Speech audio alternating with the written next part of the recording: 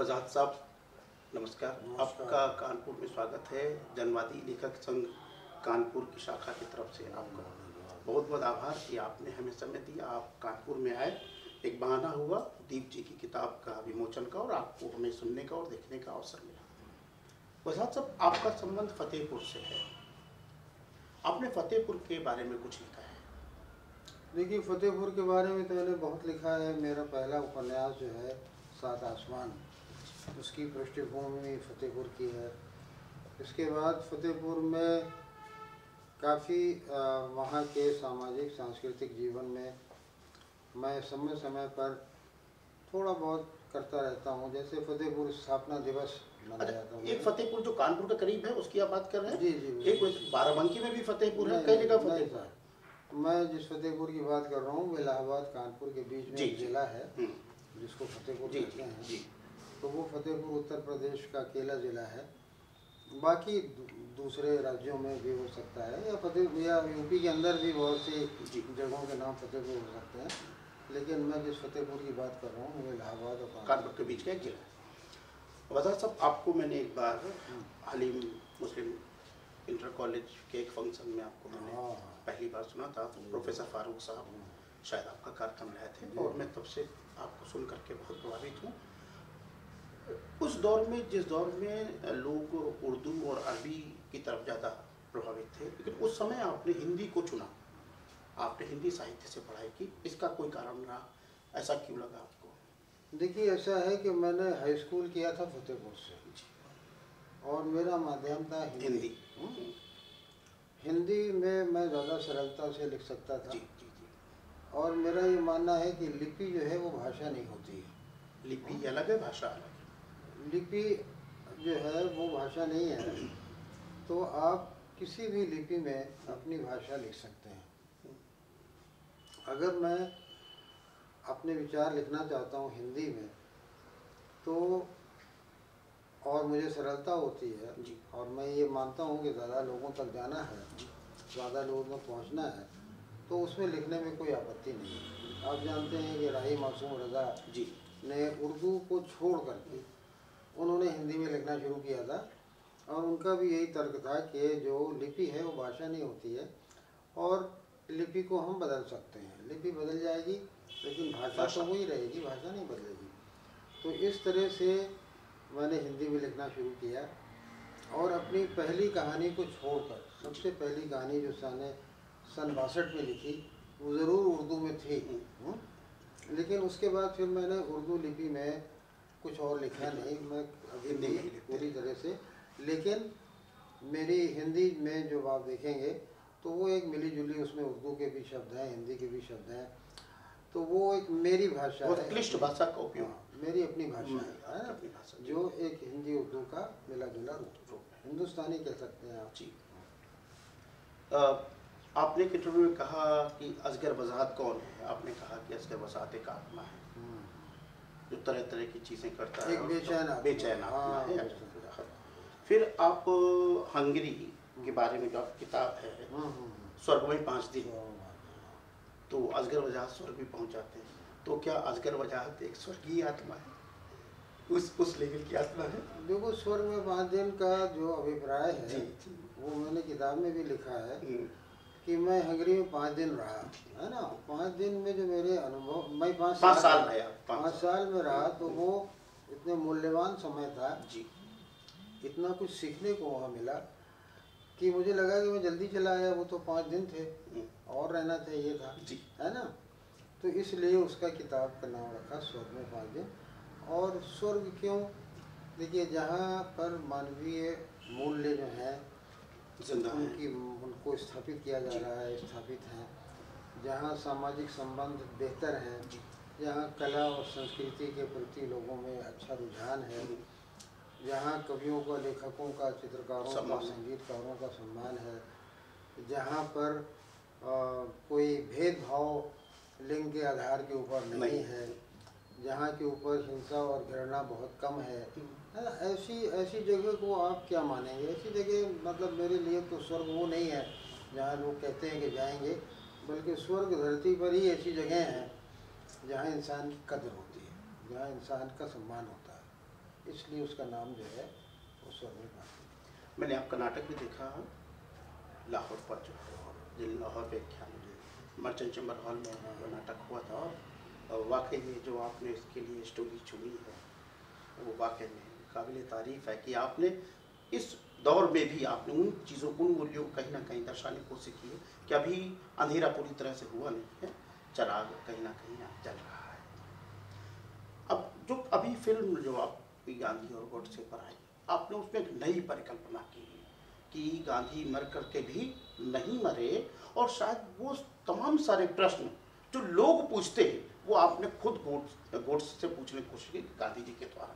इस तरह की सोच कैसे सर आप लेकर के आते हैं, कैसे डेवलप होती है इस तरह की सोच, बिल्कुल अलग तरह से? देखिए ऐसा है कि मैं कुछ साल पहले गया था विनोबा भावे के आश्रम, जो वही है वर्धा में। सेवाग्राम। नहीं, सेवाग्राम तो गांधी जी वाला। जी जी, वर्धा में। वर्धा में एक उनका आश्रम है विनोबा भावे। जी जी जी। वहाँ मैंने देखा कि विनोबा भावे के जो अनुयायी हैं वो पूरी तरह अध्यात्म में डूबे हुए हैं जी। कोई माला जप रहा है, कोई मंत्र पढ़ रहा है, कोई पूजा कर रहा है, कोई ध्यान लगाए बैठा है, और ऐसा लगा कि ये लोग दुनिया से बिल्कुल अलग हैं, कटे हुए। तो मैंने ये सोचा कि ये लोग गांधीवादी अपने को कहते हैं, तो क्या गांधी भी अगर जीवित रहते तो उनकी भी यही हालत होती, वो भी यही करते कि संसार से कट के, समाज से कट के एकांत में बैठ कर के माला जप रहे हैं या आध्यात्मिक। तो मुझे लगा कि शायद ऐसा न करते हो, है ना, क्योंकि वो समाज के साथ हमेशा सक्रिय रहे। तो अब सवाल ये था कि अगर गांधी जी होते तो क्या होता। तो उसके लिए कल्पना की गई कि उनको जब गोली लगती है तो वो बच जाते हैं, बच जाते हैं, और बहुत से सवाल जो गांधी जी ने अपने जीवन में उठाए थे जी, उनका उत्तर मिले। जैसे उन्होंने ये सवाल उठाया था कि भाई कांग्रेस को डिसॉल्व कर देना चाहिए, है ना, तो हमारे नाटक में वो चीज़ आगे बढ़ती है। इसके ऊपर किसी ने चर्चा नहीं की, इस मुद्दे पर किसी ने चर्चा नहीं की कि गांधी जी क्यों कहते थे कांग्रेस को डिसॉल्व करो, कांग्रेस डिसॉल्व हो जाती तो क्या होता और नहीं हुई तो क्या हुआ। वो चीज़ों को आपने अपना समाधान देने की कोशिश की, इस पर किसी ने चर्चा नहीं की। अच्छा, इसके बाद ये कि गांधी जी अगर बच जाते तो सबसे पहले वो क्या करते। गांधी जी का जो स्वभाव था, गांधी जी की जो सोच थी, गांधी जी जो अंग्रेज़ों को भी अपना दुश्मन नहीं मानते थे, तो वो गोडसे को अपना शत्रु नहीं मानते, उसके बाद जाके बात करते। वो ये नहीं कहते कि इसको फांसी दे दो। और जैसा कि महात्मा गांधी ने कहा भी इस बात को कि मैं उसको ही सही अपनी मृत्यु मानूंगा, जब मेरा कोई सामने आकर के मुझे गोली मारेगा तब मैं शायद उसको मानूंगा मेरी मृत्यु कामना है। अब देखिए कि जो और अपने विरोधियों से भी वो संवाद करते थे। जिन्ना के साथ उनके कितने संवाद हुए, बहुत बड़े संवाद हुए। वो ये नहीं कह सकते थे कि इस आदमी को गोली मार दो, इसने मेरे ऊपर हमला किया, इसने मुझे गोली मारी। वो ये मानते थे कि भाई पाप से घृणा करो, पापी से नहीं। तो निश्चित रूप से गांधी जी का जो प्रतिक्रिया होती वो ये होती कि वो संवाद करते हैं, है ना। और संवाद हमारे देश की या पूरे संसार की सबसे बड़ी समस्या है। युद्ध होते हैं, है ना, युद्ध होते हैं, घृणा होती है, आपसी भेदभाव होता है, उसका बहुत बड़ा कारण ये होता है कि हमारे बीच में संवाद नहीं था। अब गांधी जी भी अपने आप को हिंदू मानते थे, कट्टर हिंदू थे, गोडसे भी हिंदू था। क्यों एक ने दूसरे को गोली मारी? क्या गोली मारने से पहले कोई संवाद हुआ? नहीं हुआ संवाद। मैंने वो संवाद कराया, मैंने वो संवाद कराया। और गोडसे से जो गांधी जी सवाल पूछते हैं वो की क्वेश्चन है। अखंड भारत के बारे में सवाल करते हैं गांधी जी। कोई कहते हैं कि तुमने ये अफगानिस्तान और बर्मा को अखंड भारत में शामिल किया है, तुम इन क्षेत्रों के बारे में जानते भी नहीं, तुम कभी गए भी नहीं, तुम उनकी भाषा नहीं जानते, उनकी संस्कृति नहीं जानते, उनका इतिहास नहीं जानते, और ये अखंड भारत तुम्हारी कोरी कल्पना है, कोरी कल्पना है। उसके बाद गांधी जी इसी तरह से जब उनके ऊपर ये चार्ज लगता है कि वो मुसलमानों के पक्षधर हैं जी, तो गांधी जी कहते हैं कि मैंने जो अफ्रीका में जो आंदोलन चलाया क्या केवल मुसलमानों के लिए था? मैंने अहमदाबाद के बिल में मजदूरों का आंदोलन क्या मुसलमानों के लिए था? क्या चंपारण मुसलमानों के लिए था? क्या डांडी मार्च मुसलमानों के लिए था? है ना। तो ये सारी बातें जो हैं, जिन लोगों को जो भ्रम फैलाए गए हैं, तो वो उन भ्रमों को गांधी जी विस्तार देते हैं, बताते हैं कि ऐसा फैलाया गया, सच्चाई नहीं।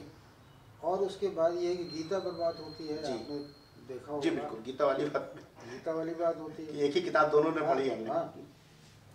तो अब जो सिद्धांत है, सिद्धांत का जो आधार है, तो गोडसे उसी से ही अब फिल्म में खिसकता हुआ दिखाई दे रहा है कि वो उसके पास जो है, वो कोई इस तरह की, एक जेल में उससे एक कैदी पूछता है जी कि गोडसे जी आप अहिंसा में विश्वास नहीं करते? तो गोडसे कहता है कि हाँ, कभी कभी जो है वो न्याय के लिए और इंसाफ के लिए और जो है वो अत्याचार से लड़ना पड़ता है, उसके लिए हिंसा ज़रूरी है, ऐसा ऐसा ऐसा इन लोगों ने ऐसा किया। तो वो आदमी कहता है कि जी अंग्रेज़ों ने तो हमारे ऊपर बड़ा अत्याचार किया, आपने उन पर तो एक पत्थर नहीं मारा, गांधी जी पे गोली चला दी, ऐसा कैसे हुआ? अब इसका गोडसे के पास कोई जवाब नहीं, कोई जवाब नहीं। तो ये जो कहा जाता है कि साहब आपने गोडसे को एलिवेट किया है इस फिल्म में, तो वो एलिवेशन नहीं है, एलिवेशन है ही नहीं। वो गोडसे का एक प्रकार से उसको रियलाइजेशन की तरफ लाया जा रहा है, और बाद में फिल्म में ये भी है कि वो रियलाइजेशन की तरफ आता है, और जब उसके समर्थक उसको रिसीव करने के लिए आते हैं फिल्म में बाद में, तो वो उनके साथ नहीं जाता, उसको हार पहनाना चाहते हैं, उसके समर्थक हार पहनने से मना कर देता है। गांधी जी भी अपने समर्थकों से हार पहनने से मना कर देते हैं, और दोनों जो है अपने समर्थकों के बीच से आगे निकल जाते हैं। ये क्या है? ये ओपन एंडिंग है, ये आपकी कल्पना करने की बात है। इस पर बहस होनी चाहिए थी कि अगर जो है वो सेंटरिस्ट पॉलिटिक्स कांग्रेस की भी नहीं स्वीकार की जा रही, राइटिस्ट पॉलिटिक्स भी नहीं स्वीकार हो रही है, तो किस तरफ ये जा रहे हैं, किधर जा रहे हैं, किस ओर जा रहे हैं, ये बहस का मुद्दा था। ये किसी ने इसके ऊपर बात नहीं किया, सारे लोग ये बात करते हैं, आज ये आपने गोडसे को ऐसा कर दिया, आपने गोडसे, यानी कि गांधी के समर्थक भी गांधी के साथ में नहीं है, या गांधी भी उनके साथ में नहीं है, और गोडसे को भी गलत तरीके से पेश किया गया। नहीं, गोडसे भी अपने समर्थकों के पास नहीं जाता, मतलब अस्वीकार कर रहा है। गांधी जी नहीं जाते, वो अस्वीकार कर रहे हैं, क्योंकि वो तो पहले कह चुके थे कि कांग्रेस को भंग करो, वो कैसे जाएंगे? गोडसे को तो समझ आ गई है इतनी, है ना, गांधी के साथ बातचीत करते करते, कि वो जानता है कि ये हिंसा रास्ता नहीं है। गांधी जी उससे कहते हैं कि भाई देखो, तुम जो उदाहरण देते हो महाभारत का, तो युद्ध में अपने संबंधियों को मारना और प्रार्थना सभा में गोली चलाने में बहुत अंतर है, और मैं तुमसे कौन सा युद्ध कर रहा था जो तुमने मेरे को गोली चला? तो वो कहता है गोडसे के विचारों का युद्ध कर रहे थे आप। तो गांधी कहते हैं कि विचारों के युद्ध में विचार चलते हैं, गोली नहीं चलती, और गोली से आदमी मरता है, विचार नहीं मरते। अब ये बात जो है गोडसे को सोचने के लिए मजबूर करती है कि विचार नहीं मरते हैं, जो मैंने गोली चलाई तो मैंने क्या सोच के चलाई कि विचार मर जाएंगे? विचार तो मरते ही नहीं है, और असली ताकत तो विचारों की है, आदमी की नहीं है। इन बातों पर भी लोगों ने चर्चा नहीं की। यानी क्यों उसकी उस तरह से नाटक पर चर्चा नहीं हुई, उस तरह की समीक्षा नहीं की गई जो आपके मन में था कि इस पर बात होनी चाहिए। जो देख रहे हैं, देख रहे हैं, ये तो सब मैं कह नहीं रहा आपसे, ये तो फिल्म में दिखाया जा रहा है। तो दरअसल बात इन पर होनी चाहिए, बात इन पे होनी चाहिए थी। गोडसे के समर्थक जरूर नाराज हैं, उनको ठीक है, वो समझते हैं कि हम तो गोडसे को प्रतीक बना रहे हैं एक आक्रामक हिंदुत्व का, और ये फिल्म ये दिखा रही है वो अपनी गलती को स्वीकार करके वो गांधी जी के और अपने लोगों को छोड़ रहा है। जी, कितनी बड़ी बात है ये? बिल्कुल नई बात है, बिल्कुल नई बात है। लेकिन ये है कि ये बात लोगों की समझ में क्यों नहीं आई, बहुत, और हमारे बड़े बुद्धिजीवियों की समझ में नहीं आई, जो बुद्धिजीवी हैं, ऐसा क्यों हुआ?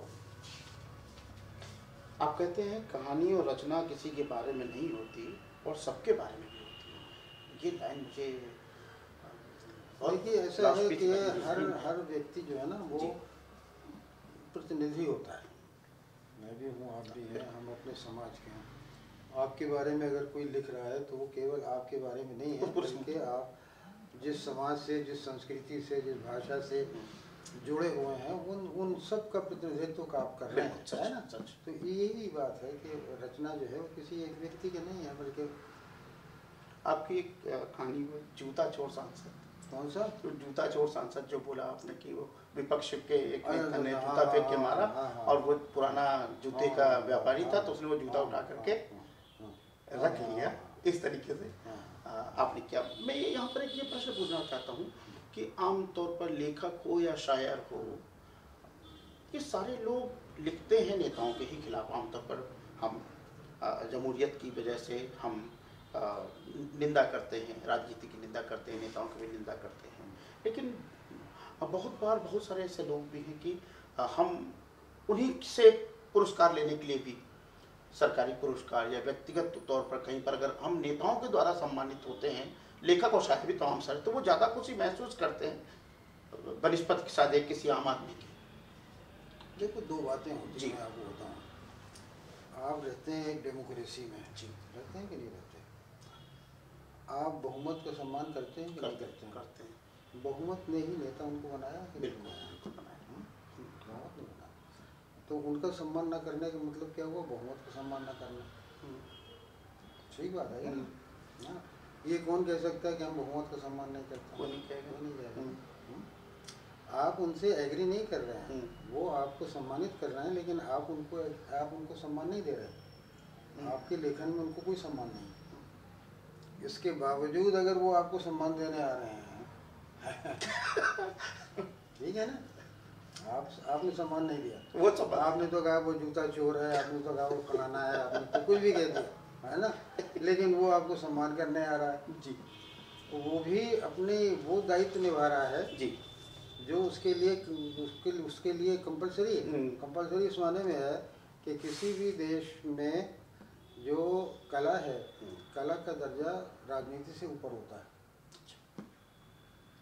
आपको ये तो मालूम है कि भाई शेक्सपियर था, शेक्सपियर के नाटक पढ़ते हैं, लेकिन आपसे पूछे भाई शेक्सपियर के समय में इंग्लैंड का राजा कौन था, आपको नहीं मालूम, मुझे नहीं मालूम, तो कौन बड़ा हुआ भाई जिसका ज़्यादा प्रचार किया आप ये प्रेमचंद के समय में उत्तर प्रदेश का मुख्यमंत्री शायद नहीं बता पाएंगे, तो आप कहेंगे हमें नहीं पता भाई, कोई होगा कोई। तो लेखक या रचनाकार जो है वो समय और काल की सीमाओं को पार कर जाता है, राजनेता नहीं कर पाता। राजनेता अपने समय और काल में रहता है, जी जी, अपने समय और भौगोलिक सीमा में रहता है जी। तो नेता ये बात जानता है कि हम जिसको सम्मान देने जा रहे हैं ये काल की और भूगोल की सीमाओं को पार करने वाले लोग हैं, है ना। तो हमारे लिए तो बहुत सम्मान की बात है कि हम उनको सम्मानित करने जा रहे हैं। भाई ऐसे आदमी, जैसे कहा गया कि राजा का उसके राज्य में ही सम्मान होता है पर विद्वान का पूरे संसार में होता है, वही वो चीज़ मिलती की बात है। सर कानपुर में हमारे गिरिराज किशोर जी, दीप जी, आपके साथ इनके कैसे ताल्लुकात रहे? बहुत अच्छे गिरिराज जी बहुत ही भले और बहुत ही सज्जन और बहुत रचनात्मक व्यक्ति थे, उनके साथ बड़े अच्छे संबंध रहे।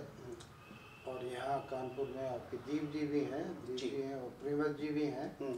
तो ये सब लोग देखिए हमारी लेखक बिरादरी में ये बात बहुत मजबूत है कि हम सब का कमिटमेंट जो है वो लोगों के साथ है, हमारा जनता के साथ कमिटमेंट है ना। तो हम तो वो बात करते हैं जो उसकी भलाई की है, जो बात उसके लिए उचित है ना। तो ये हमें जोड़ती है, ये बात हमें जोड़ती है, हमारे अंदर एकता पैदा करती है ना। तो वो एकता यहाँ कानपुर के लेखकों में भी और भी रचनाकार हैं आपके यहाँ जी, जो अभिनेता हैं, जो लोग हैं, जो संगीतकार हैं, और जो लोग हैं, उन सब के बीच में ये एक सूत्र है जो जोड़ने वाला सूत्र। तो आप तो कानपुर से 60-65 किलोमीटर दूर फतेहपुर से, कानपुर से जुड़ाव कैसे शुरू हुआ आपका, कब से आना जाना हुआ, क्या यहाँ शिक्षा आपने? मुझे कानपुर से तो बचपन से जुड़ाव रहा है, क्योंकि मेरी ननिहाल जो है, मेरी माँ जी वो कानपुर की थी, है ना। तो बचपन से कानपुर आना जाना रहा। ये बात दूसरी है कि बाद में एक लेखक के रूप में, है ना, वो पारिवारिक मामला था, लेकिन एक लेखक के रूप में वो जुड़ाव पैदा हुआ। और जब से यहाँ पर आप लोगों ने अपनी एक्टिविटी शुरू की, है ना, तब से ये हो गया, काफ़ी आगे बढ़ा। अच्छा, तब के कानपुर के साहित्यिक गतिविधियाँ और आज के कानपुर के साहित्यिक गतिविधियों में आप कुछ अंतर देखते हैं? देखिए, उस समय तो मैं नहीं बता पाऊँगा क्योंकि वो बड़ा पुराना, मतलब उस समय जो था, अगर आप पूछें 50 साल पहले तो शायद बताना मुश्किल, तो मेरे लिए मुश्किल हो जाएगा। लेकिन ये है कि आपके यहाँ भी बड़े ही अनोखे लोग रहे, जैसे मान लीजिए कि गणेश शंकर विद्यार्थी रहे, और अपने ये रहे कि वो मशहूर गज़ल है, चुपके चुपके रात दिन आंसू, हाँ, वो क्या नाम था उनका, हसरत मोहानी, कानपुर में रहे। जी जी। और हसरत मोहानी के बारे में तो जो लोगों ने सूचनाएं दी हैं वो बड़े बड़े विलक्षण व्यक्ति थे, सच है ना। और वो कहा जाता है कि एक तरह से कृष्ण भक्त थे। हाँ हाँ, है ना। उन्होंने लिखा है पूरा कृष्ण और मथुरा पर, उन्होंने बहुत लिखा है। हाँ, कृष्ण और मथुरा। तो इस तरह का आपका क्षेत्र है जिसके अंदर जो है वो एक सौहार्द रहा, एक प्रकार की एकता और एक प्रकार के समन्वय की भावना रही, सम्मान रहा एक दूसरे के प्रति। तो इस प्रकार का शहर है आपका। आप तो तमाम शहरों में जाते हैं, जनवादी लेखक संघ के काम को देखते हैं, कार्यकर्ताओं से मिलते हैं। कानपुर के संबंध में यहाँ के जो कमेटी है किस तरह के काम कर रहे हैं, इस पर आप जरा 2 शब्द कहना। देखिए, अभी आप लोगों ने बड़ा अच्छा काम किया था, अभी आपने जो कार्यक्रम किए, जी, है ना, और बहुत मेहनत से, बड़ी बहुत ही लगन से काम कर रहे हैं और भाग भी लेते हैं आप लोग। जो अभी प्रदेश का सम्मेलन हुआ था उत्तर प्रदेश का, उसमें भी आप लोगों का प्रतिनिधित्व था। हम राष्ट्रीय सम्मेलन में भी गए, जयपुर में गया मैं। तो ये है कि आप लोग कर रहे हैं, बहुत अच्छा काम कर रहे हैं, बहुत आपको बधाई हो, और अच्छा काम करें, ये और बड़ी बात होगी। बहुत अच्छी सर, आपने हमें बात करने का मौका दिया। अब मैं पुनः एक बार कानपुर की कमेटी की तरफ से, जनवादी लेखक की तरफ से